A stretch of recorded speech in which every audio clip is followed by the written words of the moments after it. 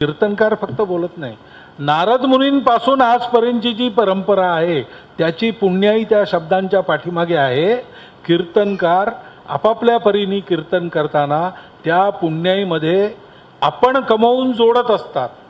ती आपल्या देशाची कमाई होते, ती आपल्या समाजाची कमाई होते आणि त्या कमाईवर आपण जगतो.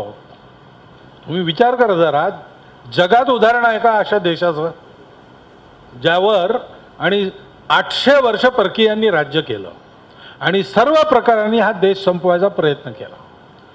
त्याची संपत्ती घालवली, त्याचं स्वास्थ्य घालवलं, त्याचे स्मृतिभ्रंश केला, सगळं केलं.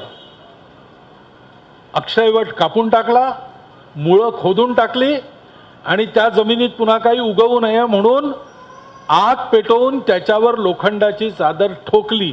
त्याच्यानंतरही त्याच्यातून अंकुर वर आले आणि आज पुन्हा प्रयागला त्रिवेणी तटावर अक्षयवट उभा आहे. आपला भारत तसाच आता उभा होतो आहे. हे सामर्थ्य कुठून आलं? हे सामर्थ्य त्या ऋषींना झालेला तो सत्य साक्षात्कार, त्यांनी आपल्या खडतर तपश्चर्येतून मिळवलेले ते सत्याचं पाथेय, हे सहज भाषेमध्ये सर्वसामान्याच्या बोलीत आकर्षक पद्धतीने जीवन जगून मांडणारे कीर्तनकार, त्यांची अखंड परंपरा आहे. त्यामुळे आहे